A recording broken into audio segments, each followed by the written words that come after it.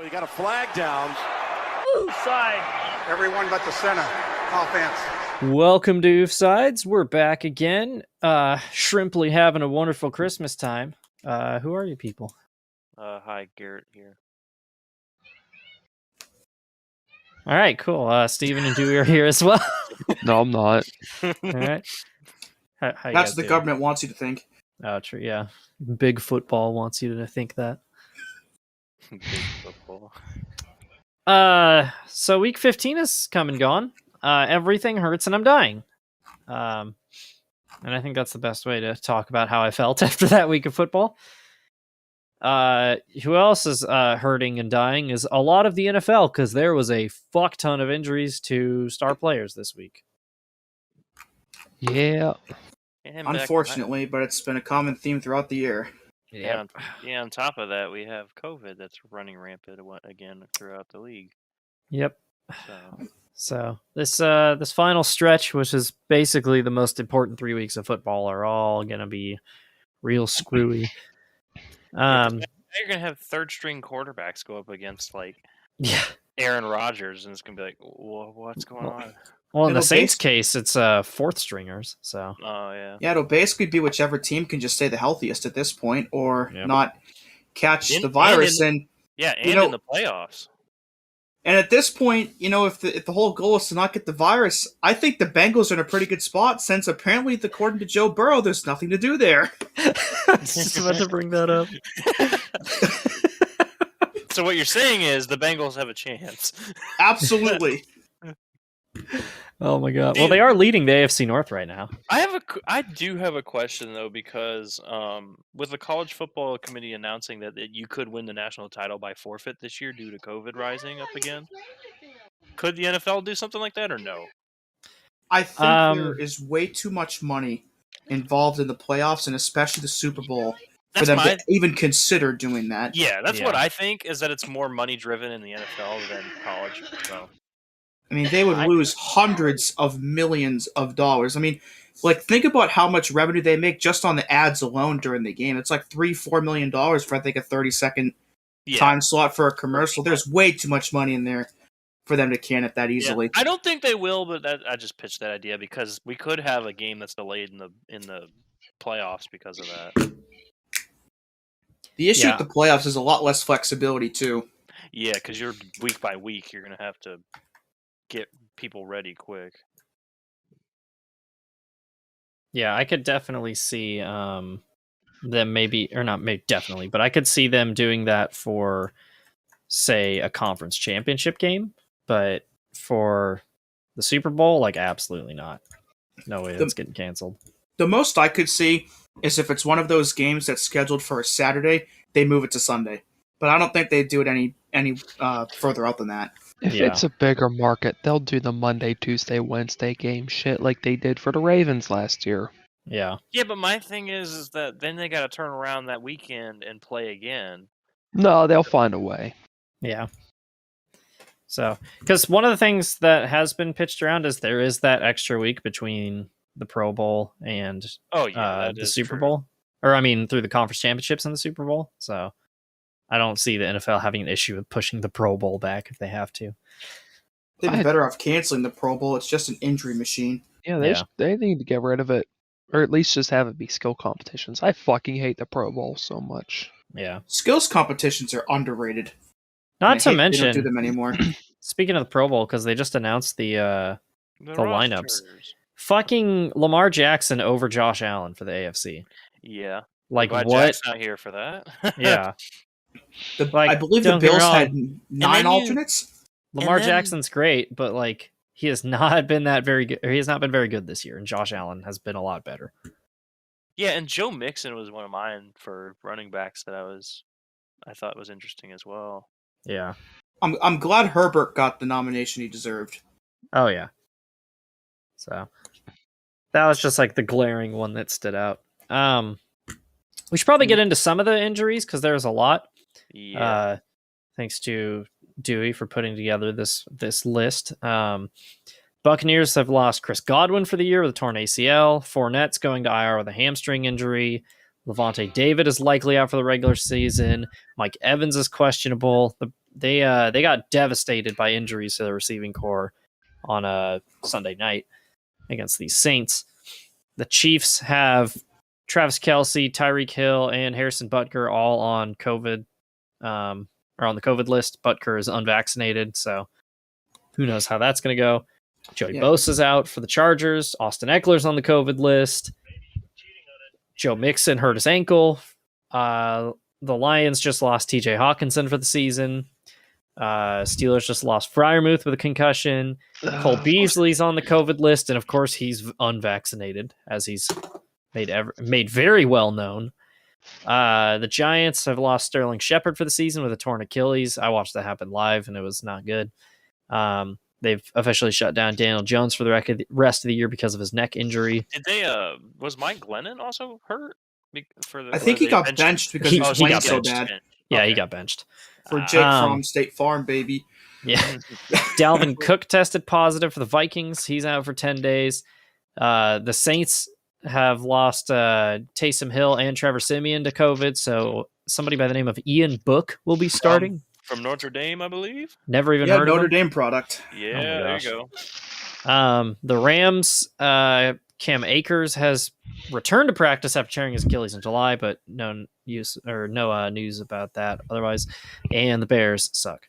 I love that. It's just there. Obligatory. Yeah. Yeah, and there's a couple other ones as well. Evans, they said he was questionable for this week, but he hasn't practiced yet this week. Lamar Jackson is yet to practice this week. Antonio Gibson, Darren Waller, DJ Moore, Miles Sanders. It's basically everybody and their mother getting injured or getting COVID at some point in the NFL this year. Yeah. I'd imagine Lamar's going to be out for at least this week because he sprained his ankle against the Browns. Yeah, it's like right now, it's kind of like the Daytona 500 at the end of the race. It's like, who is not in it? Who has not wrecked exactly? Who's got fenders on their car still? Yeah, who's still in one piece? That's optional. Yeah. Oh, true, actually. They're really into the can anybody here throw category or territory. Yeah. It's like Joe Johnson with the Celtics. That was rock star shit. Well, we were talking about this last night, that we have a friend who jokingly applied for the NBA draft, even though he's never played college basketball. And we're like, Tommy, you might get signed. Like, they might sign you if they need you. So you are technically a free agent. So, yeah. Any other news that we missed out on? Football, apparently. Yeah. Feet ball. Foot of the ball.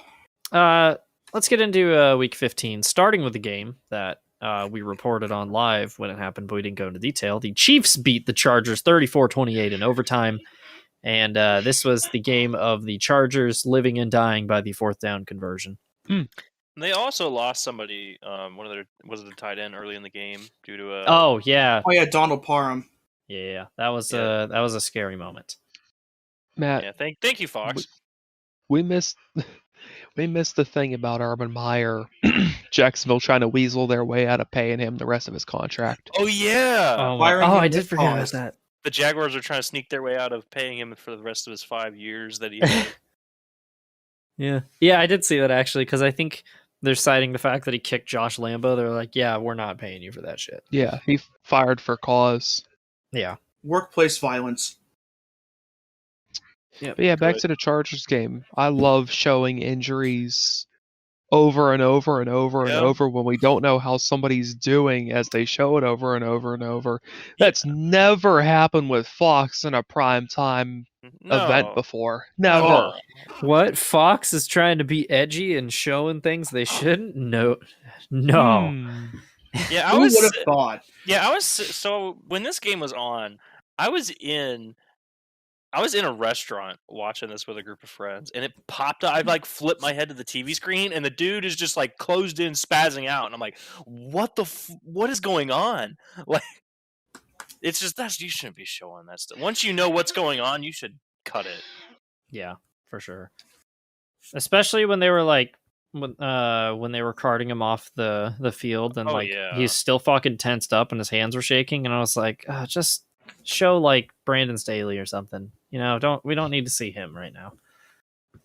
So yeah, back to the fourth down thing. That was so infuriating to watch. The very first drive of the game, they went all the way down the field. They got that really great kick return to open the game up, and then they just fell apart and went for it when they could have had a chip shot field goal. And I think they did it again right before halftime when the Chiefs are going to get the ball back to start the second half, and it would have been 6 extra points that they would have had on the board, where once the Chiefs tied the game with a minute and change left, they would have had to go down the field and do it again. But because they didn't, it sent them right to overtime.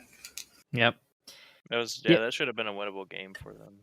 The first one, it was like, all right, you're pumped up. It's the first drive.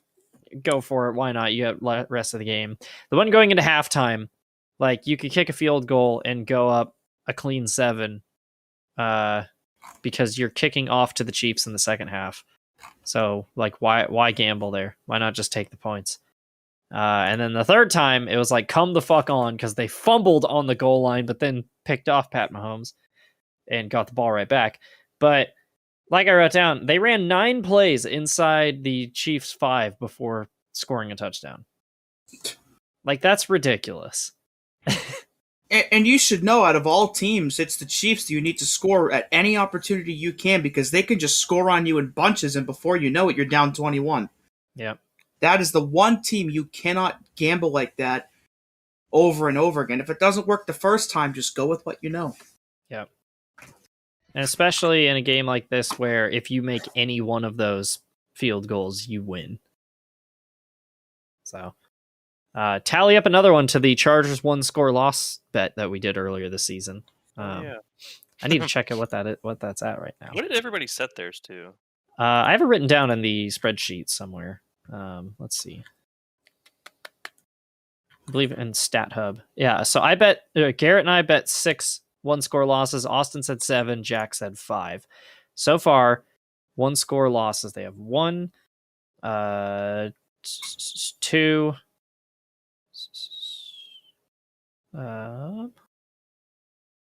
3. I could have swore they had more than that. Well, considering they're actually a winning team right now. Yeah. You still have a little bit to go. They lost to the Cowboys by a field goal. They lost to the Patriots by a field goal. They lost to the Vikings by a touchdown. Okay, so I missed one in there. And then they just lost to the Chiefs. So they're at 4. So that was such a critical loss too, because with the loss, the Chiefs are 10-4, and the Chargers are 8-6, 2 games back. If the Chargers had won that game, they'd both be 9-5, and they would have beaten the Chiefs in both games. And they would have the tiebreaker if they finished the same record. Yep. Really big swing. And now the Chiefs are marching their way to the number 1 seed again. Yeah. They're getting hot at the right time. So, Chargers, that's what it's about. Charger. That's football, baby. Speaking of the number 1 seed, the Patriots took a hit as the Colts win a massive game at home, beating the Patriots 27-17. This was a game that I don't think any of us picked the Colts over the Patriots. I got to double check. I did. I think someone did. I did. Oh yeah. Garrett and Jack did. Yeah. So I did, because I feel questionable about the Patriots in general with their offense. And I get the Bills game for certain reasons why they had low passing yards. Like, get it, windy, snowy, everything was going on. Yeah. But the run game for the Colts has just been so unstoppable the last 6 weeks. They've just turned it on, and they're doing exactly what the Chiefs are doing right now, turning it on at the right time. Oh, yeah. Jonathan Taylor legitimately, I think, is the MVP this year. No question. He has put that entire team on his back and has carried them. They're only a game behind the Titans now in the AFC South. And the Titans have a huge game tonight against San Francisco, where if they lose that and the Colts can beat the Cardinals on Saturday, they're right back in it in the division hunt. Yeah. I can't believe how good Jonathan Taylor's been this year. He has been unreal. A funny anomaly about this, though, is Carson Wentz was 5 for 12 for 57 yards. Yeah, that's touchdown the thing. And interception. Like, Jonathan Taylor was the offense. Yeah, that's the thing with Carson Wentz. He hasn't really had a bunch of lights out performances this year. I mean, his stats look okay for him, but he's not carrying the team by no means. He's just doing his part, and letting Taylor do his thing. I think the loss tonight, or that loss, is also going to end up being a good thing for the Patriots because, and in situations like that, teams that go into the playoffs on a long winning streak like that usually get a really rude awakening in their first playoff game. And even, and they've won a couple of the games that they maybe shouldn't have won, and they got away with some stupid mistakes. And now that they lost this game, it'll allow them the opportunity to go back in and see what went wrong and fix it and try to rebound and get back on the right track come playoff time. So I'm looking on a fantasy football subreddit, and they're talking about how there might be snow in the Minneapolis area on Sunday, and that could really impact the Vikings and the Rams game. If they didn't play in a dome. Holy shit. I mean, Minnesota's used to having holes appear in the roofs of their domes. True. That's true. It would be disastrous if it happened to the Vikings or a new stadium because it's glass. It would be a shame if it happened again. Yeah. Reminder: if you play in a dome, you're a pussy. What about a retractable roof stadium? The even more pussy shit. Play in the air. Play outside. Go outside, literally. Well, I was going to say, because if it's like the Colts, you can open up the roof so the field's in open air, but the fans are protected. Just build giant awnings like they did in Seattle. Ah, true. So this is why I think the Super Bowl should also be held in colder environments like New England or Green Bay. That's what I'm saying. You can't tell me that a Super Bowl in the snow would not be enjoyable. I still maintain that if the Steelers and Eagles make it to the Super Bowl, they should play in Penn State Stadium. That would right in the middle of the state. That'd be pretty cool.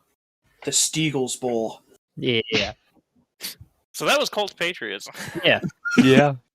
Mac Jones finally looked kind of like a rookie, and I say that as he threw for just shy of 300 yards, 2 touchdowns, and also 2 picks. But yeah, the winning streak had to come to an end eventually. Speaking of, though, the AFC South division race, the Titans take another hit as they are in a bit of a free fall. A 13-0 lead was gone like that, and the Steelers, like the fucking undying cockroach that they are 7-6-1 and still in the playoff race. Aren't they like everybody gangster till the cockroach start flying? Aren't they like half a game back? Some shit. Dude, they're right in it. I mean, they're right there. They're probably the first or second team out. Everything hurts. We'll get to that. It's weird because that tie hurts them so much, but it also benefits them so much. Yep. The Titans are in trouble, dude, because they're falling apart at the wrong time. So it's easy to look at and go, oh yeah, they're missing Derrick Henry.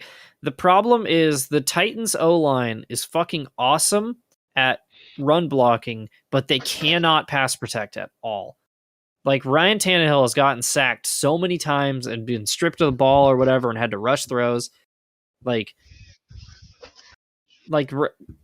Derrick Henry was essentially covering up major problems with this team because he could just run the ball down the other team's throat. They probably built that O-line with that in mind. Yeah. Is that they wouldn't have to pass the ball that much. I mean, it doesn't help either. They've been missing A.J. Brown and Julio Jones for a while now. And I think Julio Jones has been cleared to return tonight. But, no way to know how he'll do. And 2 of their best offensive linemen, Taylor Lewan and Roger Saffold, they've been ruled out for tonight against the 49ers. So they've had issues with that over the last couple weeks, and those 2 being out certainly not going to help. Dude, the Julio Jones trade has just flopped massively because he's barely played this year. He's just been hurt the whole time. And when he has played, he hasn't done anything. Yeah, that's probably why Atlanta got rid of him, because he kept getting hurt. Yeah. Looking back on it, maybe the Falcons were right to do that. Yeah. Well, they thought so with Calvin Ridley leading the charge, but he's currently away as well. So he's had a few. Yeah, so against Seattle, he was 6 receptions, 128 yards, and then against Buffalo and Kansas City, he was averaging 19 yards per reception, but he had 5 receptions across those 2 games. And I mean, Julio's never been a noted touchdown scorer, but he has 0 touchdowns on the season. Like, he's just not giving the Titans anything. I've always been high on the Titans, but with Henry gone, they're not. They're falling apart at exactly the wrong time. Yep. They're a rudderless ship right now. Yeah. I think the earliest they can come back is week 18. And they might need him to even stay in the playoffs at this point with the way they've been playing. Yeah. Because there was when he first got hurt, the thing was he was basically going to be back for the wild card round if they make it. And I mean, they're still the 3 seed right now. So they have a little bit of leeway. Let's see. I mean, if they win one of these next 3 games, they're pretty much in. But it's looking like it's going to get harder and harder. So, yeah, with the Colts starting to get on a streak, the Titans are going to be in trouble, especially if they can't win tonight. Yeah, they're going to have to go into somebody else's stadium. Yeah, and that was one of my predictions earlier in the season, even though the Colts were 1-4, is that they had the potential to go catch the Titans for the division. And they're very much showing that right now, and it might come down to that final week for that division. Mm-hmm. Yeah. On the other side of the ball, the Steelers really didn't do much on offense. It's just they capitalized on the Titans turning the ball over 3 times on, I think, 10 plays. Yeah, that's what they do. Yeah. In the fourth quarter, Mike Tomlin finally turns his monitor on and they come roaring back. Yeah. But I mean, that's the kind of football you can play when you have that killer defense. I mean, you can just capitalize on mistakes and you're never out of a game like that. So Steelers are staying alive and the Titans are falling. What were you going to say? I forgot. Oh, okay. I forgot. Moving on, the Buffalo Bills get a much-needed win as the Panthers continue their free fall as the Bills win 31-14. Big story of this game, who needs kickers? So, Zane Gonzalez of the Panthers hurt his leg. I believe he strained his Achilles or something in pregame warmups. And got kicked by the coach. Yep. Yeah. Urban Meyer strikes again. Like to know your location. So they were trying out different kickers throughout the warm-ups or whatever, and they didn't attempt a field goal, and I guess they didn't attempt any extra points either. Didn't they have PJ Walker trying to make kicks in warm-up? They had a lot of different people trying. It was hilarious watching the videos. Wait, how did they get 14 points? Did they have safety?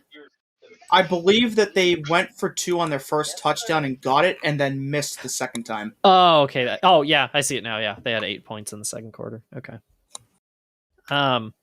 Notably, the Bills ran the ball.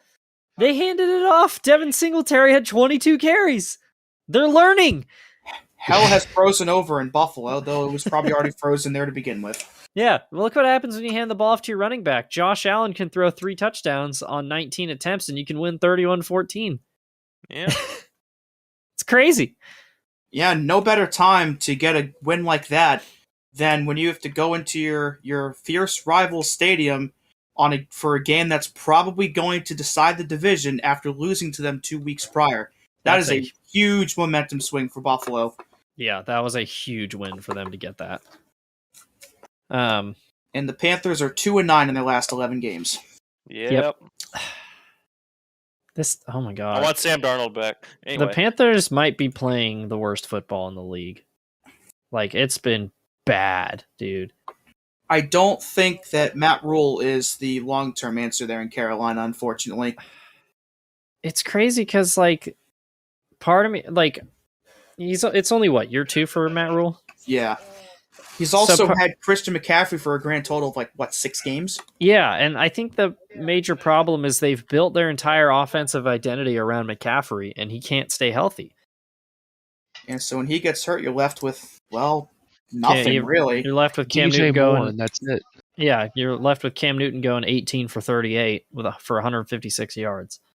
And PJ Walker, he's a good third-string guy, but even as a spot starter, if you really need someone to win, I don't think he's the guy for that either. I don't know what they're going to do. But they got 3 quarterbacks, and it doesn't seem like they know what they're going to do with any of them or what direction they're going to go in. It's just a mess down there right now. Run a triple quarterback option offense. Yeah. Just be Army. Get a bunch of subpar quarterbacks and let them run. Just get and Newton can run, right? Cam Newton, PJ Walker, and RG3 and just never pass. Yeah. And Lamar. Yeah. Maybe throw Tim Tebow in there while you're at it. Yeah. Tim Tebow, noted tight end. Yeah. Taysom Hill, too. He's not doing anything. We're just assembling the all quarterbacks roster. It's like the entire roster of Tom Brady's on Madden. Yeah. Oops, all quarterbacks. So your O-line's going to be like Cam Newton, Tim Tebow, Jamarcus Russell, Ben Roethlisberger, and we need like one other just huge quarterback, and that'll be your O-line. Could say Jared Lorenzen if he were still with us. Oh, true. Yeah. Rest in peace, Jared Lorenzen, the hefty lefty. You would have loved Golden Corral. I'm pretty sure Golden Corral was definitely around when he was alive. Are you sure? Have you ever seen one? Yeah, yeah. Uh-huh. Sure. Source?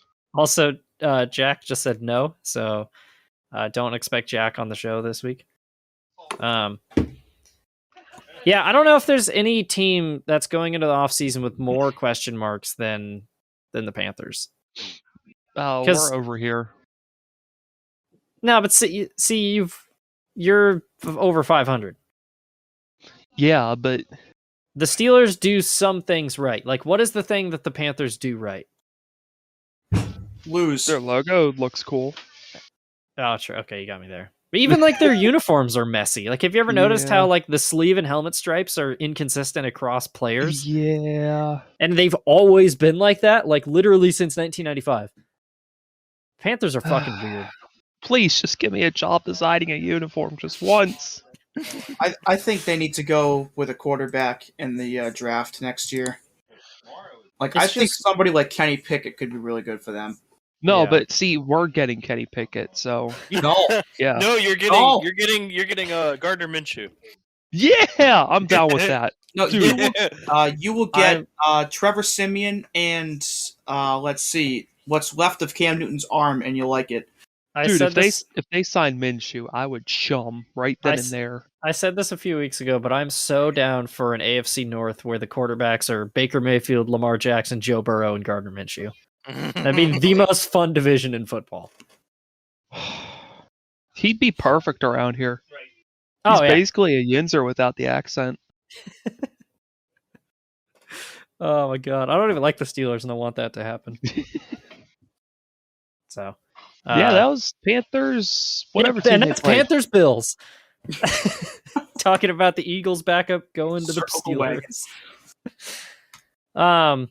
Since we're talking about former Jaguars quarterbacks, let's talk about L. Why? So much for the fired head coach game. Fuck our theory. God damn it. Yeah. It was a good theory. It was all a secret ploy by me to make sure I didn't lose my lead in pick'ems to Garrett, except it didn't work because I'm now half a game out of the lead in pick'ems. But if I won that lock, I would have been like, I would have only lost 3 games this week. Upset.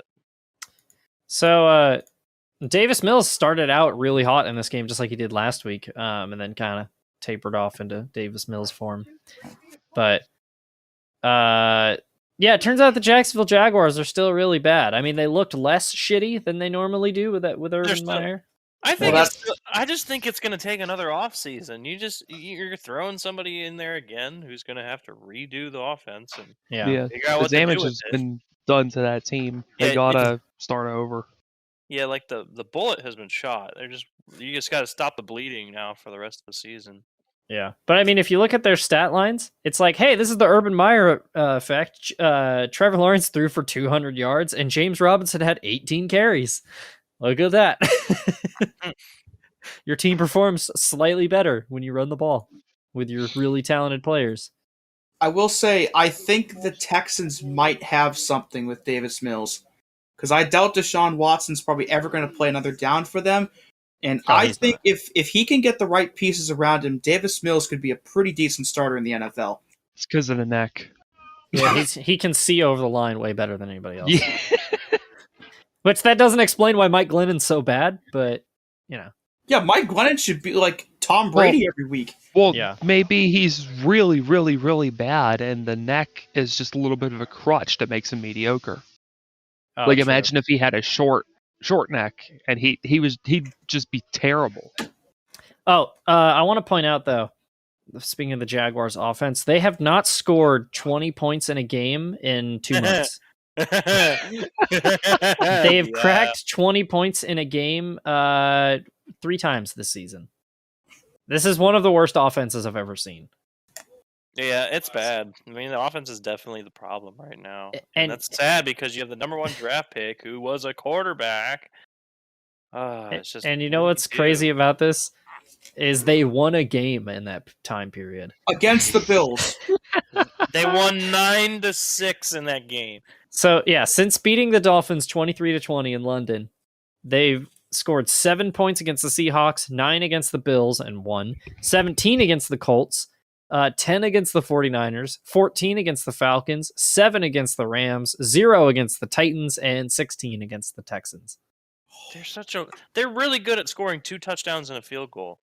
Yeah. And nothing more. Well, or like 4 field goals in a game. Well, luckily for them, they have the opportunity to score exactly 19 against the Jets this weekend. No, yeah, that's going to be like a 19-20 game and they'll lose. Are they really playing the Jets this week? They are playing the Jets. Oh, God. It's going to be the garbage ball. And because the Lions beat the Cardinals, more on that later, the Jaguars, I believe, are now in the number 1 pick position. They are. They are. So this Jets-Jags game might be for the number 1 pick in April's draft. Again!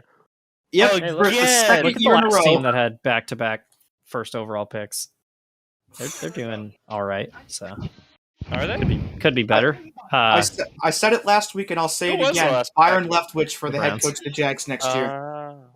Byron Leftwich would be a good pick. Yeah, give me Leftwich. What about Byron Rightwich? It's long enough. Get out of here with your facts. Byron Left Dog. Joe Byron Left. Byron Up Dog. And that was Texans Jaguars. Let's talk about the better team from Texas. That was the Dallas Cowboys and the other long-necked guy, Mike Glennon on the Giants.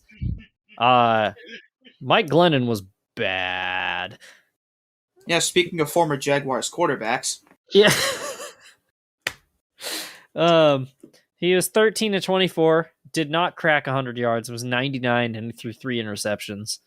Dak was again all right, kind of struggling, but I mean, you don't really need to do much. It's the fucking Giants and the free medium Pepsi game. Did you guys see that, by the way? I did. The Giants' way of repaying all of their long-standing season ticket holders who have had to deal with half a decade of completely incompetent football was they gave out a free medium Pepsi to everybody who had a season ticket. But the catch was the only person who got one was the person whose name was on the tickets. So if you had 2 season tickets and you brought one of your friends, get fucked, friend. Only the guy who owns the tickets got one.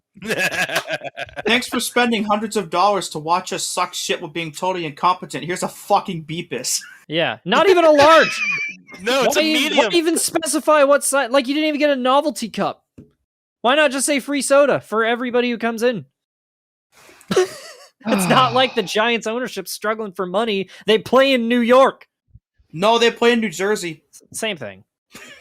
The New York Giants, obviously, I started paying attention to football after they won their Super Bowls. So, like, the entire time I've seen the Giants, they've just been the least visible team in football. Like, you could remove them from the NFL and I wouldn't notice. Yeah. Same with the Jets at this point, honestly. See, the Jets are at least memorable because they're bad. They're like historically terrible in a really entertaining way. Like when the Jets offense sucks, it sucks. Like you got the butt fumble. You can always look back on that. Yeah. And then Greg Williams blitzing against the Raiders last year. But the Giants, it's just nothing. You can get rid of them and you wouldn't miss a single thing. It's like getting rid of I don't know what a good comparison is here. Maybe like James Hinchcliffe. You wouldn't notice. Yeah, or like the Minnesota Timberwolves. Yeah. The Timberwolves are a really good example of that. For reference, the Giants have the worst record in the NFL over the last 10 years. And I want to point out the Browns had 4 wins in 3 years in that same era and are above the Giants in that time period. And that includes those really terrible Lions teams and when the Rams are still in St. Louis and winning 2 or 3 games a year. And the 2-14 Jaguars, the 2-14 and 1-15 Jaguars were also in that time period. That's how fucking bad the Giants have been. It still amazes me that one year they won 11-5 with Ben McAdoo and made the playoffs, and it has just been all south since. They have just been. McAdoo been up to these days? Dog. Oh, he's in Dallas. Okay. Wait, what? Yeah, Ben McAdoo's. He's part of the front office for Dallas. God damn it! I was just starting to feel good about this team. And I also have to say about that, as much as we like to make fun of him, and as much of it is usually warranted, I think the last couple weeks have shown that firing Jason Garrett has done absolutely nothing for the Giants. Well, yeah, because they replaced him with Freddie Kitchens. Yeah, well, yeah. Ben McAdoo has a Super Bowl ring. Are you fucking kidding me? Oh, he was the Jaguars quarterbacks coach last year. That explains a lot. That explains a whole lot. Oh my god. Oh, what is it? Man. So the Giants fired Ben McAdoo, and then the Cowboys scooped him up, and then the Cowboys fired Jason Garrett, and the Giants were like, haha, watch what we're about to do. One man's trash is another man's, trash. Oh my god. Just gotta fuck Ben McAdoo for benching Eli and killing his streak that one year. And also for having that 8-year-old's haircut that he used to have. Yeah. And then he switched it out for the slick back thing with the Terminator shades. Dollar store Mark Davis to BJ McLeod, just like that. Ben McAdoo looked and coached 3 8-year-olds in a trench coat. Prove me wrong. Oh, man. God damn it. That was Giants Cowboys. Yeah, that was Giants Cowboys. We should talk about Jake Fromm, State Farm. They might as well roll with Jake Fromm the last couple of weeks and say, hey, you know what? Maybe this is the guy we roll with in the future. Yeah. See, here's the thing. Do you ever see Daniel Jones outside the Giants? He is Eli Jr. He really is. I can see him as a career backup in a place like Kansas City.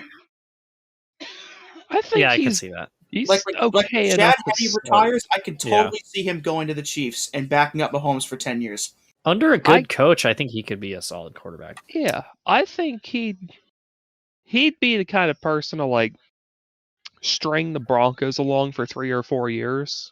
Yeah, as they try to not tank. I could see him on the Bears. I can see that too. Yeah. Also, Steven, about Ben McAdoo looking like the official dude of AM/PM gas stations. No, yeah, he looks like he eats all of his meals are from AM/PM. That's the mascot of Quiznos. Ben Quiznos McAdoo. Hell yeah. What was I gonna say? Oh, 2 things actually. So there is a rumor of one quarterback who wants to go to New York. It's Russell Wilson, allegedly, and somebody said that he will be, or predicted he'll be playing for the Giants next year. So just keep an eye out on that. Why? That would be incredibly cursed. I don't know. Russell Wilson's a weird dude. Is it because of his fingy? It could be. Russell Wilson could be the only person who's in Seattle, which things aren't going great, but he's looking over at the Giants and is like, maybe. Donut. I mean, then again, I think the prospect of playing with Saquon Barkley has to be appealing, right? And playing with the wide receiver core that they have. And they got it. They got a decent core. They got Kenny Galladay over there. They got Slayton and Shepard. It's not that bad of a team. Saquon has not looked very good the last year, though, which is concerning. Like, I think Giants fans are going to start hitting the panic button on Saquon Barkley.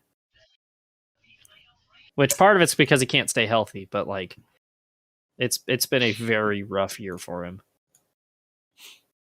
Well, hang on. How many years has he been in the league now? This is year 4. He's only at 429 yards and 2 touchdowns on the season. Yeah. Has he played in every game? He's played 10 games. Yeesh. Yeah, it's not good. He's averaging 42 a game. Yeah, which is not at all compared to what he put up in his rookie and second year.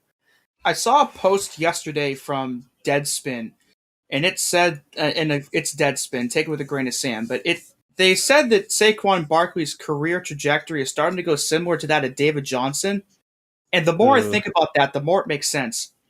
Yeah, he had those really good years. Now he's just not He's great. Just there. How much of it is him falling off, and how much of it is him needing a change of scenery, though? Yeah, true. Because he's on his option. So after next year, he'll be looking for a new deal. He might be able to get something from another team. Yeah, for sure. We can really see what he's worth. I wonder what team you'd go to. Not me. I don't know. Maybe we'll have to do that like a later show in the season, like predicting where free agents are going to go. I think a 1-for-1 swap of Saquon Barkley for James Robinson would work wonders for both teams. Shut up. No, it wouldn't. No, it would not. We are not getting rid of James Robinson. I love James Robinson. Good dude. Oh, my God. I don't see how James Robinson would want to stay there, though, after what's happened this season. Oh, I get that. Well, Urban Meyer's gone, so... they literally kicked him out the door. I mean, what else did you ask for? Yeah. So, anyway, that was Cowboys Giants. Moving on to the Apparently, upset. The fuck game of the week? State of Pennsylvania has March 14th as Saquon Barkley Day, which is weird because that's the day that Krabs fries. What? It's from the SpongeBob movie. Oh, God damn it. So does that mean he's either going... Wait, when does free agency start? Hang on. Agency start date. March 16th. Oh. Uh-oh. Uh-oh. So he's either going to the Steelers or the Eagles. I mean, where did he play in college? That's a good question. He was at Penn State. Yeah, I think he's from PA. Oh, God. Oh, geez. Yep, Saquon Barkley replaces Najee Harris. No. I don't want to think about that. Quick tangent. I love how, like, the way Ben Roethlisberger plays quarterback is if ever there's just, like, a panic moment, it's just dump it off to Najee Harris and let him deal with it. That's literally their entire playbook. Fuck it, ain't my problem. The number of times I've seen him just like throw a check down to Najee Harris covered by 3 people, I'm like, oh, he's gonna die. So, let's talk about the upset of the week. An upset that I wanted to pick, but I cited my dwindling Pick'ems lead as the reason I did not pick this game, and then it didn't fucking matter because I lost the Pick'ems lead anyway. The Lions beat the Cardinals 30-12. And it wasn't fucking close at all because Jared Goff had a fucking awesome game. I don't know what to say about that one. I mean, that was so out of left field. I think we all picked the Cardinals across the board. Yeah, I said that this could be a trap game, and it was. Man. I just can't believe the Goffense is finally clicking. Yeah. Goffense. He threw for 21-26. 216 yards, 3 touchdowns, and also they had Craig Reynolds rushed 26 times for 112 yards. Literally who? Yeah, who the fuck is Craig Reynolds? I honestly think the Lions could actually be a pretty good team in a couple years. Like, Jared Goff is not a good he is a good quarterback. He's not top tier, but he's not terrible either. He'll get the job done. If they can go out in the draft and get a couple of good wide receivers, maybe draft a backup tight end to Hawkinson, they could get themselves in a pretty good spot next year or the year after. I always thought Goff got way too much shit in LA. Like, he's not a world beater, but like, he puts up like 4,000 yards passing every year. And I mean, he went to a Super Bowl. I mean, he didn't perform in that Super Bowl. Yeah, let's not talk about that Super Bowl. Yeah. On the other side of the ball, though, I mean, Kyler Murray was 23 of 41, 257 yards, touchdown and a pick, and that was an ugly pick. We got some Colt McCoy, who was 6 for 9. Nice. The Cardinals did this last year, and they're starting to do it this year, as they're slipping right at the end of the year when you want to be playing your best football. I don't think they're going to miss the playoffs, but they're 1-3 over the last month. Reminds me of the Washington Capitals before they won their cup. They do really, really, really good, and then they'd fall off at the end and then get their asses kicked in the playoffs. Mm-hmm. It's looking more and more likely to me. I think the Rams are going to end up taking that division when all's said and done. Oh, either way, it's going to be a bloodbath. Oh yeah, they're tied for the lead right now, and I mean, oh man, you look at their matchups. The Cardinals play the Colts, who are red hot, and the Rams play the Vikings. I think the Cardinals in the snow game. Yeah, in the indoor snow game. I believe the Cardinals still have the Cowboys left as well. Like, they do, yeah. It's not going to get easier from here. No, it is not. So, but I want to talk about something that, pardon my take, hit on, and that's I want justice for Lions fans, because there's nothing better in sports social media than when a team tweets out the graphic of the final score with just a final period of them getting their asses kicked. And the Cardinals Twitter, like the bitch ass that they are, never tweeted that. And the Lions fans didn't have their space to go let their nuts hang and troll the Cardinals. And I want justice for Lions fans.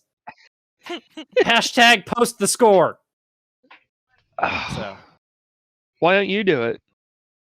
You have Twitter. Just post the score. Yeah, but I'm not the Cardinals Twitter page. You could be. Oh, shit. Well, go hack them. Yeah. Just log in. Oh, true. I might have to do that.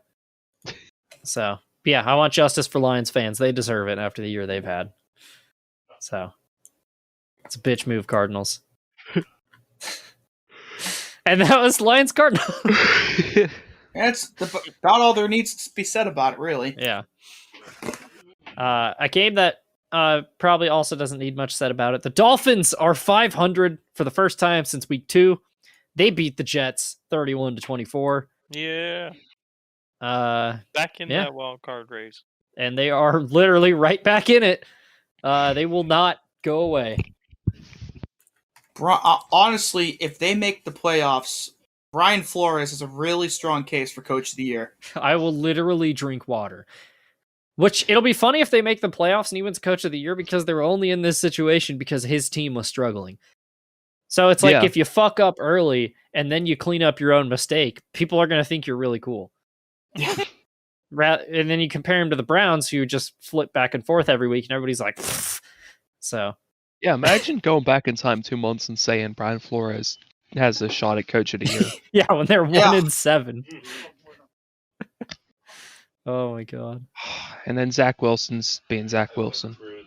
Yeah, another week of him not looking too hot.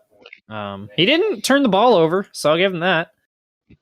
I think the jury is still out on Zach Wilson. He hasn't really had the whole team around him healthy all year. He himself's been hurt a couple times, but like Corey Davis, I think, is out for the season.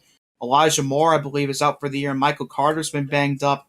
I mean, he hasn't looked that great, but he also really hasn't had his team at full strength at all either. So I don't know what's going on in New York between them and the Giants, but it ain't looking good. Yeah, he hasn't had a chance to soak to make himself better. God damn it.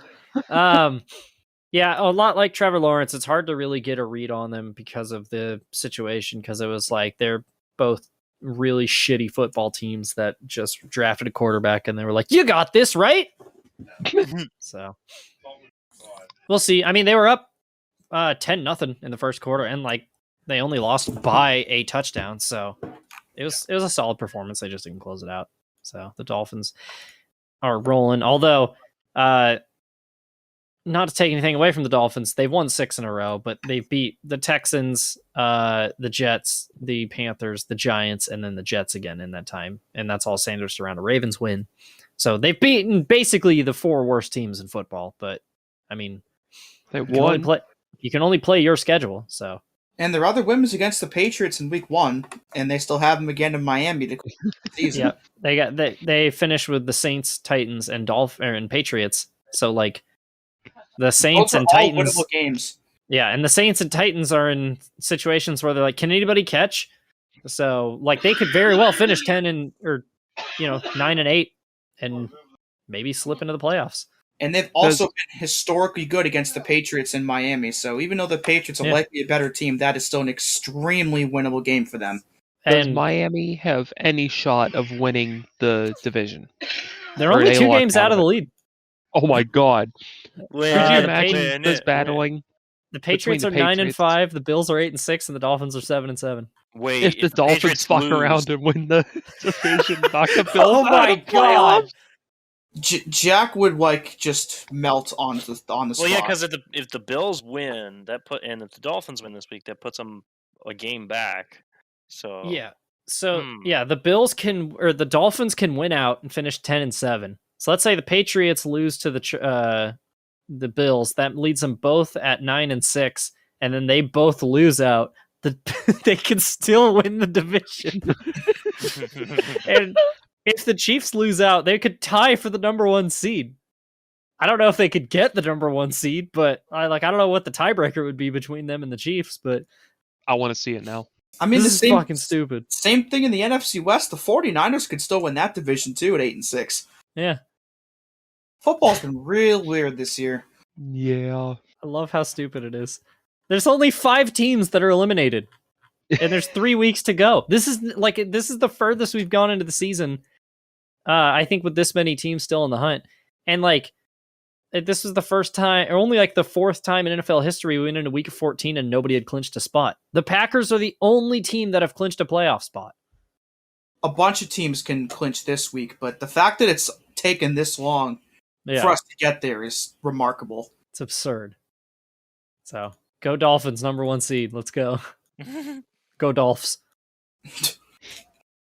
Another game, speaking of the AFC playoff picture, the Bengals beat the Broncos 15-10, and that's a huge win for the Bengals because that puts them in the lead of the AFC North and puts the Broncos down basically at the bottom of the AFC playoff picture. Not a pretty game, but you win what you can and you get on to the next week. Unfortunately for the Broncos, Teddy Bridgewater got knocked out on just an awkward landing where he basically just dove and just kind of head planted into the ground and just fucking knocked himself out cold, and they had to stretcher him off as well. Weird as shit. Yeah, from what I heard, I think he's doing well. I believe he's been ruled out for this weekend already, though, so it's going to be a big cock lock starting for... Yeah, horse cock Drew Lock. He's already been released from the hospital. He just had to stay overnight, but more than likely out with a concussion, so... Yeah. Get better soon, Teddy, but that's been the story of his career a lot, unfortunately. Yeah, the Bengals are in an interesting spot now, and they have a huge game against the Ravens this weekend. Yeah. The AFC North is going to come down to the wire, dude. It's ridiculous. The fact that all 4 teams could still be alive for the division in the last week of the season. Yeah. That's... The play of this game, though, was Drew Lock getting the ball just stolen from him, and then the Bengals defensive player running it down the field and then fumbling it back to the Broncos. But I believe it got called down before that. But Drew Lock just kind of like scrambled to his left, and the Bengals lineman literally just took the ball out of his hands, like just stole it from him. That's my football. You can have it. Mean. It's just kind of mean looking. That's not football. I don't know you. Did you guys see that play? I think from either last year or 2 years ago when Jamal Adams just stole the ball from Daniel Jones, like right out of his hands. Like he blitzed him, and Daniel Jones was just standing there, and he just ran up and just ripped it out of his hands, and then ran it back for a touchdown. And I was like, God, that was just mean. It's just a handoff to the other team. Yeah, wrong running back. Oh my God. Okay, but what's stopping an edge rusher from timing a snap just right on a run play, and they run towards the quarterback, and when the running back goes to get the ball from the quarterback, the edge rusher just takes it. They take it instead. Well, what's stopping them is probably the offensive line. So just go around. That's true. Yeah, I mean, every time I watch them run up the gut, I'm like, why do that? Why not run to the outside? Because everybody's in the middle. Just go where they're not. Stupid. Exactly. Duh. Football would be so much easier if you just played from the air. Yeah. 3 dimensions of football. Yeah. Jetpacks. Yeah. And that was Bengals Broncos. Garrett's got a dip. He sent me his picks. I'll read them out. All right. So Falcons 49ers wasn't even particularly close because the Falcons are one of the worst teams in football right now. And the 49ers roll on. And the only note that I wrote for this game was who fucking cares? Because honestly, who cares? Yeah. Hey, I watched the 49ers and it worked out pretty well. Yep. Yeah, but when? God damn it.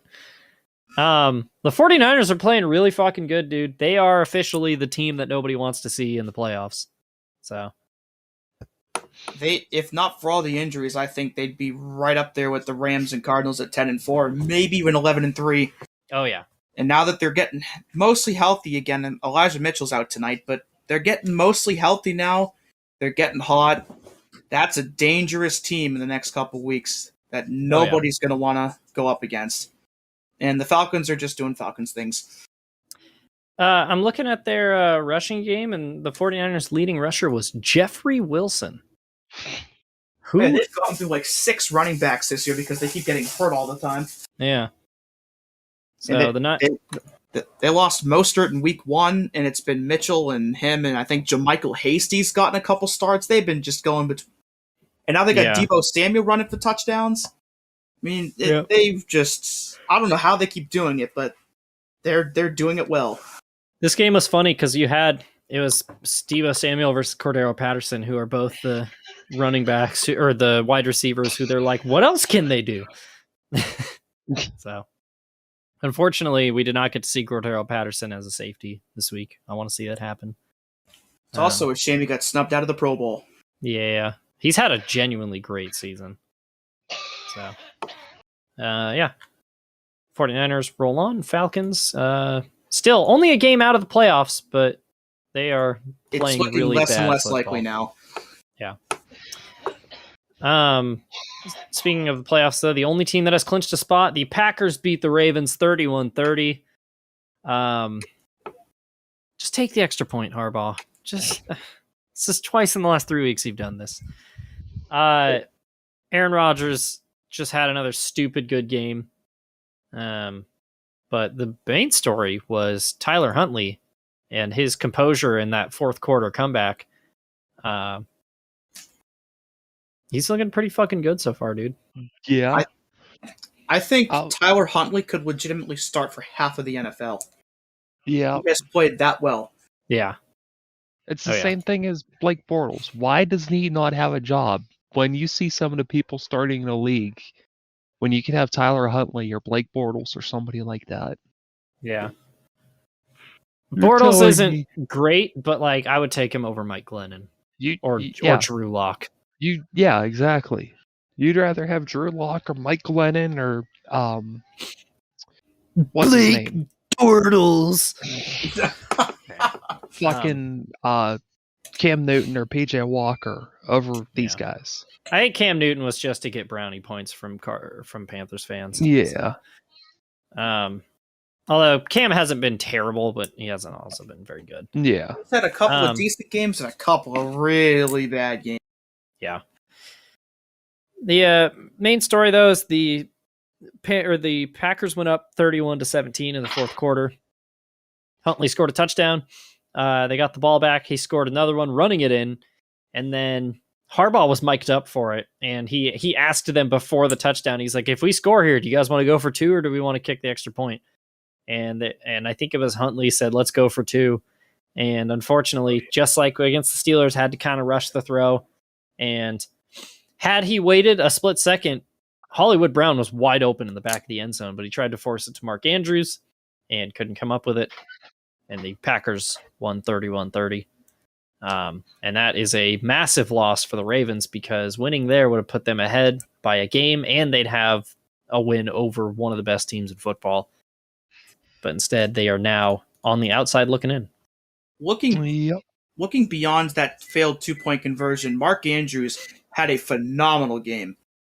Dude, he has been unreal for the last month. He has been so fucking good. He was personally responsible for wrecking the Browns the first time they played. So, yeah, he is by far their best weapon outside their quarterback play. Yep, and the Packers roll on as they do. They have clinched their playoff spot. I believe they've clinched the division as well. The only team to do so. Yep. So, boo. Boo Packers, boo. One team that could have clinched but didn't. The Tampa Bay Buccaneers lost 9-0 to the Saints. Tom Brady in Tampa is still yet to beat the Saints in the regular season. Football. Also, they were held scoreless. It's the first time since 2004, I believe, that's happened to Tom Brady.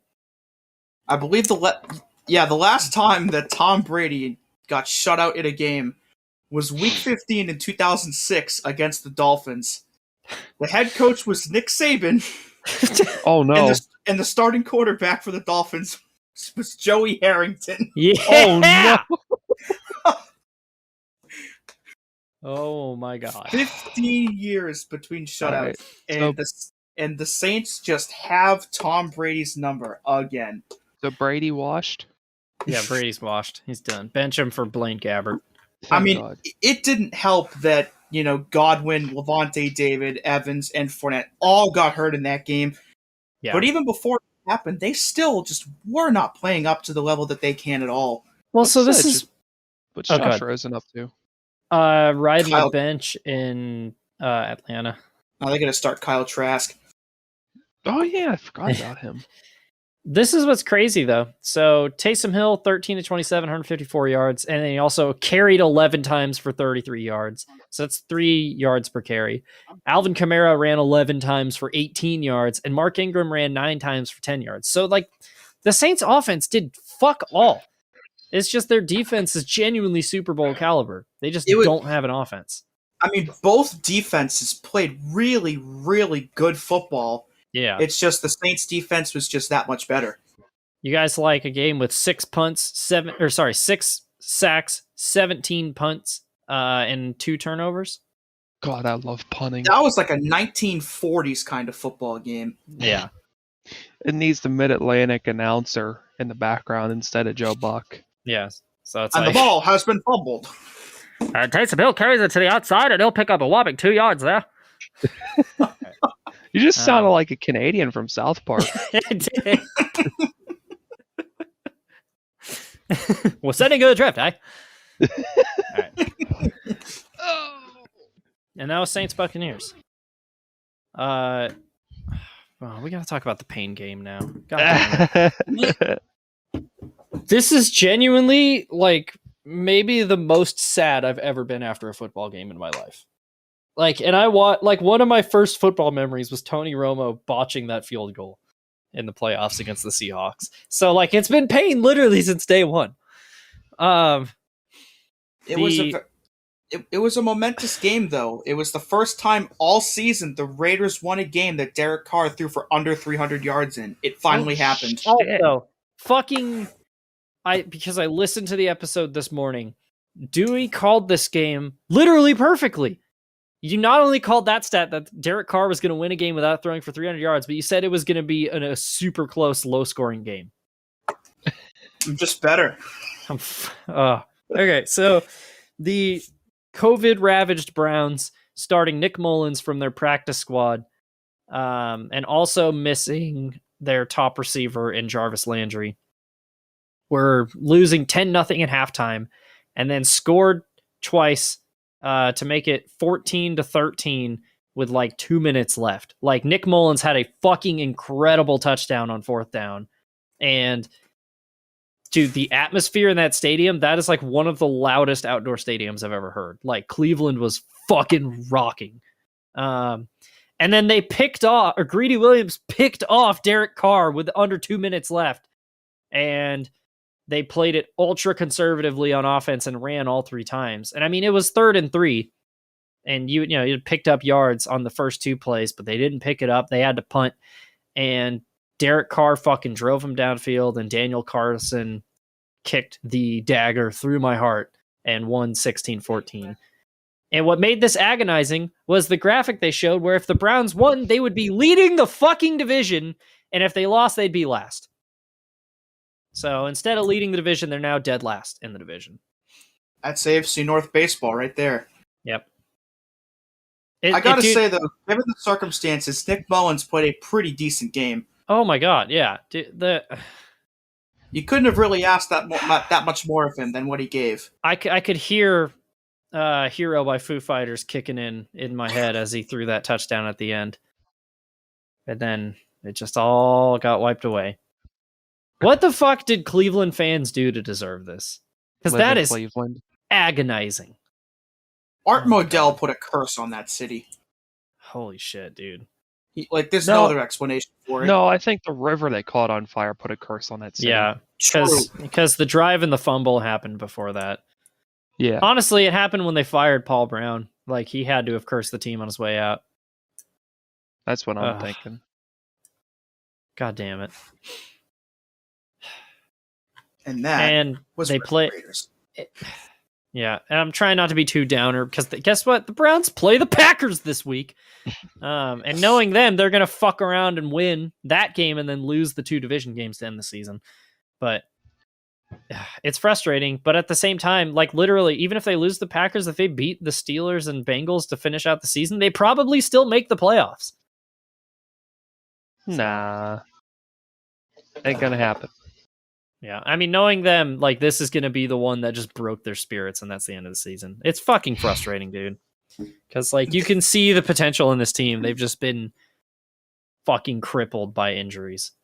I still think they have a good foundation for the future, though. I think they finally have their coach in Stefanski after basically spending 15-plus years trying to find the guy. I think they have the guy. I think Mayfield can still be their franchise guy. They just need to get it all together and put it out there every week and put complete performances on the table. I mean, go back to week 1. They were up like 14 points on the Chiefs. And this team has literally been crippled by the fact that Baker's shoulder got fucking ripped off in week 2. Stefanski, I love Stefanski as a coach. He has bad habit of not adjusting at halftime and the team just coming out flat after halftime.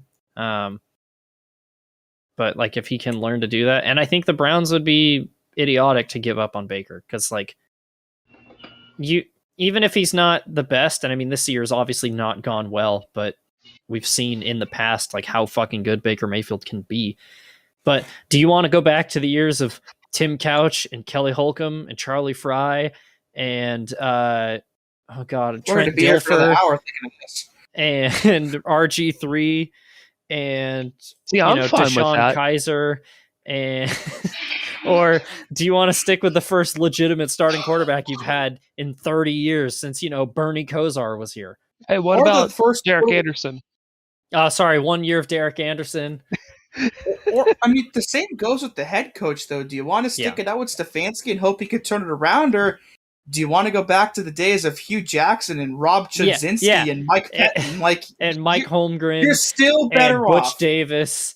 And, oh, man. I don't think they're going to blow it up. I mean, it's crazy to look at the Browns because they're 7-7. They're literally a 500 average, above average football team. It's just the fact that the AFC is so fucking loaded this year that it's not going to matter. Yeah, everybody's been beating each other up. A bunch of the teams in the AFC this year could legitimately be 10-4. Yeah, but they all play each other. Steven, what were you going to say? I forget. Oh. The thing, too, is I knew coming into this year the Browns were going to have a stupidly hard schedule because the divisions they have to play, the AFC North, which we've all seen is fucking stupid this year. They get to play the AFC West. Oh, look at that. All 4 of their teams are 500 or over. And all 4 of them have a legitimate shot at making the playoffs. And then what's the other division they had to play? Oh, the NFC North, which has the Packers in it. And then also, because they finished 3rd, they got to play 2 other 3rd place teams. And you know what those teams were? The Packers and the Cardinals. They literally drew every stupid good team that finished 3rd last year. It's fucking agonizing. At least you didn't tie to the Lions. True. But that tie is literally keeping your team ahead of the Browns in the standings right now. Good. So, yeah, agony. I just want to see a home playoff game in Cleveland, dude. God damn it! I want to see a playoff game in Cleveland. No, it'd be rock hard. No, stop hurting me. Let me have this. So that was Raiders Browns. All right, we got that. Rip that Band-Aid off. Okay. Let's make fun of the Bears. That'll cheer me up. Yeah. Well, actually, I would say stop putting the Bears in primetime, but it makes me feel better. So keep putting the Bears in primetime. And because of that garbage time touchdown to end the game, the Vikings once again were involved in another one-score game. Yep. They are 13-14 this year on one-score games. I don't know what else there is to say about this. Justin Fields had a solid game, but he also fucking died at one point, according to Steve did not Levy. Play that well either. No. Hey, I just realized Mike Tomlin's known for heart attack games, right? Oh no. You know where Mike Tomlin was before he was with the Steelers? Was he really with the Vikings? He was their defensive coordinator in 2006. It all makes sense. Oh my god, was he really? Yeah. I just realized I don't know anything about Mike Tomlin's pre-Steelers career. Oh my god, he was. And he was with the Bucks before that. Yep. Oh my god. Yeah, so the Vikings get an important win to bring him back to 500 because somebody's got to be the 7th seed. The Bears have clinched another double-digit loss season. Play of this game, though, was when Justin Jefferson just straight up got tackled before the pass got thrown. And not only did it not get pass interference called, but it led to Kirk Cousins just throwing a 30-yard bomb to a wide-open Bears safety. So that was the arm punt of the year, probably. Kirk Cousins, it's Garfield. Yep. No prime time, no Mondays. Although he did win, but he didn't crack 100 yards. I don't know if it was the arm punt of the year. That interception by Cam Newton at the end of the Bills game this weekend was pretty horrible. Oh, true, yeah. I'll be right back. Hang on. It's not often you throw 24 times, don't crack 100 yards, and win. But the Vikings found a way. It is the 3rd time in as many weeks that a quarterback has won a game in which they threw under 100 yards. Yeah. Mac Jones, Carson Wentz, and Kirk Cousins. Kirk Cousins. I mean, he's got, 29 touchdowns and 4 picks this year? He's still, unironically a good MVP candidate. Yeah, he's had, a genuinely good year, but the problem is the Vikings are not good. And so nobody's going to consider him for it. And now they've lost Dalvin Cook for at least this weekend, so... Yeah. Scub in shambles. No, I'm not supposed to talk about my team, though. Yeah, so that was that. The Bears are so bad. Oh, my God. Ugh. I mean, I think Justin Fields is going to be their franchise guy. I think he has the ability to be their franchise guy. I think Cole Kmet's got a solid tight end that they can have there for a while. Mooney's not bad. They have some good weapons on the offensive side of the ball, but oh my God, Matt Nagy needs to never call another play in the NFL again. It's so bad. It is just mind-boggling how bad some of those play calls have been, not only this season, but in years past, even the year that they made it to the playoffs and got double doinked.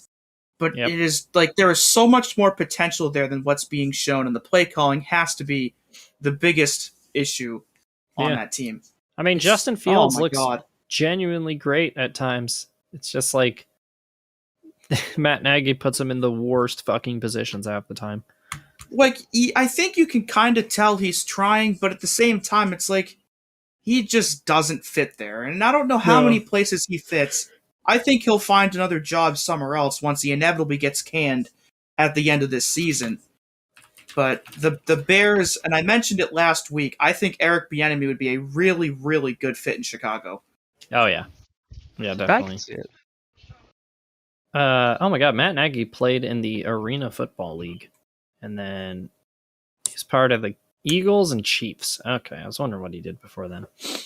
So, yeah, that was that game. The Vikings have now stolen the 7th seed back, and they did so by because the Washington football team lost to the Eagles, and that's a huge game in the NFC playoff picture. Unfortunately, we didn't get Taylor plays like he's falling downstairs Heineke because he is, I believe, injured, and then Kyle Allen, I believe, failed COVID protocols, so that led Garrett Gilbert to start. And Jalen Hurts passed for almost 300 yards. Miles Sanders ran for 131. Jordan Howard ran for 69 yards. Nice. And the Eagles rolled over them to get to 500. And I cannot stop thinking about in the first bit of that game with Dallas Goedert, the pass bouncing off of his heel into the arms of the defender. Oh my God. Yeah. That's Eagles football, baby. That is the most unlucky thing I've ever seen. Oh, yeah. Reminds me of the one, I think it was with Jason Witten a couple years ago, where I think it also bounced off his leg. I don't remember what game it was. I remember that, yeah. It was still with the Cowboys. Yeah. Just what are the chances of that stuff happening? Yeah. This win has huge repercussions, though, because the Eagles are now the 8th seed at 7-7. Washington's now fallen back down to 6-8 after they were 500 again. And here's their games next week. The Eagles play the Giants, and the football team plays the Cowboys. Yeah, and also Washington threw a pretty shitty schedule playing the Cowboys, the Eagles, and then the Cowboys again in 3 consecutive weeks. And also, the Vikings play the Rams, so we're more than likely going to see the Eagles in the 7th seed next week. See, the thing about, but you said earlier, the AFC, everybody's really good, and the NFC, everybody's really bad. Yeah. Yeah, and the Saints are sitting there at 7-7 too now, and they got the Dolphins on Monday night. The Saints don't even have a quarterback, and they're 500. They should just rank the teams by top 16 in the league and just go by that, so we can have like 14 AFC teams in the playoffs. Yeah, honestly, like we're gonna end up with a situation where the Browns are gonna go like 9-8 and miss out, and it's like, oh, but we got to deal with the 7-10 Vikings. All right. And that happened last year. The Dolphins went 10-6, and the Bears went 8-8, and the Bears made the playoffs, and the Dolphins didn't. Yeah. God. So it's going to involve those two teams, those exact two teams as well. Yep. One other thing, I need to circle back to the Bears for just a quick second here. You mentioned Matt Nagy used to play in the Arena Football League. In 2008, which was his final season as a professional quarterback, he played for the Columbus Destroyers, who went 3-13 that season, but he threw 74 touchdowns. With only 8 interceptions. What the fuck was their defense? The Arena Football League had no defense. Oh my God. One of the games they gave up 83 points. So that was Arena Football. I believe that would be Scorigami. I would sure hope so. Yeah. Any other I just thoughts? could not pass that up. Yeah. Any other thoughts about the football team and the Eagles? Poor Washington. That's yeah. it. They'll probably still make the playoffs, though. Let's be honest. I think they're going to get Heineke back, and their other dude, Kyle Allen. He's going to listen to more Young Boy and just ball out. And you know what? The defense has actually played respectively despite losing Chase Young for the season. Yeah, their defense is terrible, and then Chase Young and Montez Sweat got hurt, and then their defense got good. It's like they rallied around that. Yeah, I think Montez Sweat came back this week as well. Yeah. Yeah, he was back this week. I mean, they're not out of it either. No one is, except for the Texans and Lions, but and the Bears. Yeah. Oh, the Bears. Yeah, and the Jaguars and the Jets, but yeah. Finally, the Seahawks lost to the Rams 20-10. The Seahawks have clinched their first losing season since 2011, and only their second under Pete Carroll. Yeah, I think they're in rebuild time because Russell Wilson did not have a very good game. Mm-hmm. I don't think he's really had very many good games this season. More importantly, though, the Rams are catching fire at the right time because they had that little slump where they went like 1-3, and now they're back to playing really good football. Also, the first losing season for Russell Wilson specifically since he was a sophomore at NC State. Oh my gosh. But back to the Rams, man. Cooper Kupp. I mean, I don't know what else to say about that man, but that he honestly might be having one of the greatest seasons by a wide receiver of all time. Yeah. How are you going to get torn up by a dude named Cooper? Yeah. Like, for real. We mentioned earlier in the show, Cam Akers returning to practice for them this week. He's not going to play this weekend, but they've opened up that 3-week window they have to add a guy from IR back to the roster.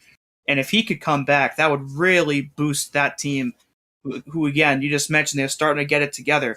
Them getting their best running back potentially right before the playoffs would be a huge boost for them on top of what they've been doing the last couple of weeks. Oh, yeah. For reference, some of Cooper Kupp's stats this year, he's got 122 receptions for 1,600 yards and 14 touchdowns. And also 75 first downs. Jeez. Yeah. I believe he has the second most receptions in a season ever behind Michael Thomas now. Or it's at least the top 5. He's averaging 116 yards per game. That's ridiculous. Yeah. That's just not fair. Cooper Kupp might be kind of good. If he can get, I think, 140 to 150 yards a game in the last 3 weeks, he could legit become the first wide receiver to ever crack 2,000 in a season. Oh, my God. It's never been done before. Holy shit. Keep your fingers crossed. So, yeah. And I believe that wraps up week 15. What a week. Yeah. I don't know if there's any other. Let me open up Dunyan Rings real quick. I don't think there's any other teams we need to add, or any that we can. Did we not have Atlanta already on there? Okay, yeah. I'm in favor of Atlanta. I'm on board with that in the Falcons now. Atlanta, and I'd say Denver. Yeah, I'd put Denver. Bridgewater out, I can see that. Yeah. And the Browns. No. And the Patriots. Nope. Nope. Can't hurt me. Can't hurt me more than I hurt myself. All three of us can agree that the Bills are done, though. True. Just to spite Jack. Yeah. Let's see. We can't knock out any of the AFC East teams outside the Jets. North is still open. We're down to just Kansas City and the Chargers in the West. I don't think there's any other teams that we could add. Yeah, we're good for now. I think we're Dunyan Ringed out. So. For now. So, yeah, for now. Let's move on to pick they thems. So. Yep, me. Wait. Garrett sent me his picks. He did not send me a lock, so I'll pick something stupid for him. Make him lock the Jets. Well, he has the Jaguars in that game, but damn. I might make him pick the Jaguars. Let's starting with, though, 49ers, Titans. Niners. I'm going to take the Niners as well. Yeah, this game starts about half an hour from now. Titans are banged up. Niners are hot. Give me San Francisco. Hell yeah. Niners across the board. The shittiest Christmas gift I'll ever receive in my life: Browns Packers. You know what? I'm picking the Browns. Same, go Browns. I'm gonna go with the Packers, but I think it's gonna be by 10 points or less. I appreciate the optimism, Dewey. Mine's more of a faith pick, but yeah, my brain is saying pick the Packers, but I just got a gut feeling about the Browns. Yeah. So I'm ready to be hurt. If it was any team but the Packers, I'd pick the Browns. Yeah. Colts Cardinals. Ooh. This is a spicy one. Garrett has the Colts as well. I'm going to have to go with the Colts on this one. Even though it's on the road, they're starting to get it together. That Jonathan Taylor's been unreal, and the Cardinals have not been playing well lately. Yeah, I'm going to take the Colts as well. I thought about being contrarian, but I was like, no, I trust the Colts more than the Cardinals right now. # post the score. If you post the score, I'll flip my pick. Oh, baby. Giants, Eagles. Oh, God. Garrett has the Eagles. I mean, Danny Dimes is out for the year. Saquon's not playing well. I mean, watch I don't Jake really Fromm think this was a choice. Jake Fromm's just going to go the fuck off. Yeah. I believe in the claim adjuster. Give me the Giants. I think Jake Fromm could throw for 450 yards and they'll still lose that game. Yeah. I'm still going with the Eagles. Yeah. Jake from State Derm. Rams Vikings. I'm gonna lock LA. Yeah, I was thinking about that. I'm gonna go with the Rams, but not with a lock. I hope they can handle the snow. Yeah, honestly. Hopefully they get to the stadium safe. Garrett. Did he pick? Wait, where are the Rams? Oh, he did pick the Rams. Okay. Yep. Give me the Rams. Oh, this is a good game. Bills Patriots. I'm honestly really torn on this one. The Patriots won the first game, but it was really weird weather. I think a good game. It's in Foxborough. This is what makes this tough, though, is the Bills are coming off a really big win, and the Patriots are coming off like a huge loss. But also, Belichick's going to be fired up after losing to the Colts. And they're in Boston, which is like the toughest place to play in. Because who are the two teams? You think the teams that Bill Belichick hates the most? Number one's the Jets, then it's probably the Colts, and then he loves beating up on the Bills. I'm going to go with the Patriots only because the game is in Foxborough. If it was in Buffalo under normal weather, I'd go Bills, but it's Foxborough in December. I'm gonna take the Bills because I think this is going to be a better representation of them as a team, especially now that they're running the ball. And in theory, they'll actually be able to pass. So give me the Bills. I'll go with the Patriots. All right. Garrett took the supremacy. Garrett took the Bills as well, so we're split down the middle.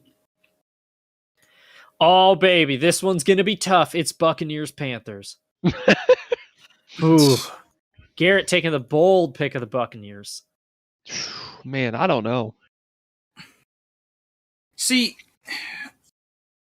if all those injuries on the offensive side of the ball for Tampa hadn't happened, I would have locked the Bucs. I'm still going to take the Bucs, but I'm not going to lock them this week because I think it'll be a bit of a closer game than people expect. We have 2 amazing games coming up. 3, actually. They just lost to the Saints. I don't see them losing again, so it's Buccaneers. Yeah, give me the Bucs. The Panthers are not good right now. Oh, baby. What a game. Number 1 pick versus number 2 pick. 2 vaunted offenses. Tons of playoff implication. Jaguars, Jets. I am going to make history. I'm going to be the first person to ever correctly predict a Jets win on Oofsides. Give me the fucking Jets. I have never picked the Jets in the history of Oofsides, and I'm going to keep that up because I'm picking the Jaguars.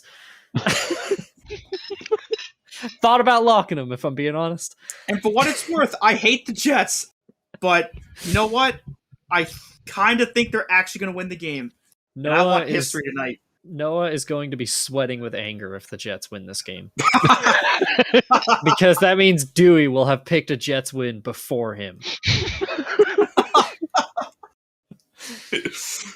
Oh man, another barn burner of a game. It's Lions-Falcons. As much as I want to say Lions, I think this is going to be the game the Falcons rip their heart out and just stomp them down. So this is the thing. The Falcons are the best shitty football team. They're basically the gatekeeper from good teams to bad teams. So they beat the hell out of all the really shitty teams, but then when they have to move up and play a good team, they get destroyed. Johnny Sauter. Yeah, essentially, yeah. They're the Johnny Sauter of football. I'm still going to pick the Falcons because I think they're going to beat the hell out of them. What especially is our record picking in the Lions? Atlanta with all 5,000 people there. All right, let's see. Has anybody? Oh no, Noah's the only person who's correctly. Wait, no, Noah and. Oh yum. Why does it have? Oh, it still says Grant on that. Noah and Steven have both picked one. Lions win. Beat the living shit out of DoorDash. I'll tell you that. Somebody's gonna beat up DoorDash. Okay. Yeah. Yeah. I'm gonna roll with the Falcons here. We are 2-17 picking the Lions this year, so it's not good. Yeah, I'm gonna go with the Falcons. Maybe they'll do it this time. Garrett picked the Falcons. So are we Falcons across the board? I believe so. All right. You know what? In that case, I'll take the Lions. God damn it. Okay, Mr. Contrarian. Yes. I just realized I've picked all but one game exactly the same as Garrett. I got to change that up. Ravens-Bengals. Huge game. Oh, wait, no. I skipped one, but we'll come back to that. Ravens-Bengals. Huge game for the AFC North. I think the Bengals are going to win whether Lamar plays or not. Yeah, I think they're the better team right now. Yeah. Like, it'll... I mean, the Bengals blew the doors off the Ravens the first time, and honestly, I think that was a bit of a fluke. Like, I think it'll be a much closer game this time around, but I still think the Bengals are going to get the job done and put themselves in a great spot to get the division. Matt, you put that in the wrong spot on the sheet. Oh, I did. Bug. All right. Chargers, Texans. I'm going to go ahead and lock the Chargers. Texans, Davis Mills. Fuck off. I'm going to go with the Chargers. Good. Garrett took the Chargers as well. God damn it! I need to. Garrett, who's not here, needs to stop picking the same picks as me. Oh baby, what a game! You put what? You put the Chargers. Yeah, that's part of my strategy. Stop giving it away. Bears, Seahawks. Oh, what a game with so much implication for the playoffs, dude. Oh, God. Nobody's going to win this game. That being said, Bears. This game has major tie energy to it, but I'm going to go with the Seahawks. Garrett has the Seahawks. Fuck it. Go Bears. Let's do this, Steven. What's my record picking the Bears this year? Probably not good. I'm 1-1 picking them. Okay. All right. Well, go Bears. I'm gonna regret that. Steelers, Chiefs. Huge game here. Steelers. Yeah, no surprise there. Give me the Chiefs. I'm also going to go with the Chiefs, but I think the Steelers are going to keep it close. Yeah, their defense is pretty fucking good right now. Like, this game has, like, 24-20 vibes to it. Yeah. Garrett went with the Chiefs as well. Broncos, Raiders. Oh, that's... Raiders. Yeah, I'm checking the sheet. The Raiders are 1-4 when I picked them. I think it's time to turn that around. I'm going to go with the Raiders only because Bridgewater is out. If he was playing, I think the Broncos would win. Yeah, same. I wanted to pick the Broncos, but Raiders are going to probably win. Garrett has the Raiders as well. Washington football team versus the Cowboys. Now, the ultimate question about this game is, does Washington bring their own benches? Because the Cowboys did that when they went up to I hope Washington. so, but doesn't matter what benches they sit on. I'm locking the Cowboys. Oh, I dig it. Yeah, if Heineke was playing, I'd say maybe they stood a chance, but go Cowboys. I think he still might play, but even then, the Washington, they've not played. I mean, the offense has been not great, even with Heineke there, and the Cowboys have a chance to clinch the division at home. Yeah. I mean, Cowboys. Yeah. And finally, Dolphs Saints. Tua Tagovailoa versus Ian Book again. Yeah, I have no idea who Ian Book is. Give me the Dolphins. Garrett took the Dolphins as well. Yeah. Garrett never set his lock, so you got to set his lock for him. I asked him what he wants his lock to be. Make him lock the Jags. Yeah, I'm just going to put him down for the Jaguars for now. So. Yeah, needless to say, Dolphins. Yeah. All right. And that was Pick'ems for week 16. Any closing thoughts, you guys? Go Patriots. All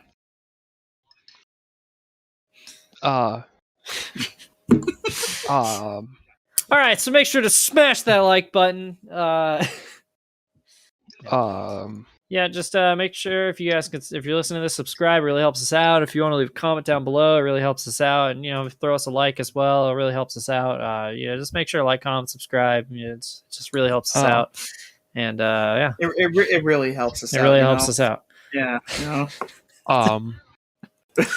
It's a video Grant showed me years ago where it's like a let's play, and the entire thing is like 5 minutes of the guy just doing. He's like, yeah. So before we get started, just make sure to like, comment, subscribe. It really helps us out, and just make sure to leave plenty of comments down below. Share this with your friends. It really helps us out. It's just 5 minutes of him talking about how much it helps him out.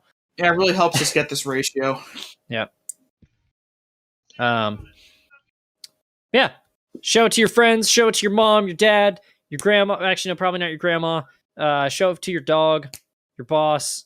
All your friends. Yeah. Also tweet at the Cardinals. # post the score. Post the score. Justice for Lions fans. Post the score. Release the piss tape. Yeah. Wait. You're like, wait, that's what we're talking about, right? Yeah. Where's OBJ at? Oh, that's a shit tape. Never mind. Object file. And that's the end of this episode. Thanks for listening, everybody. Goodbye.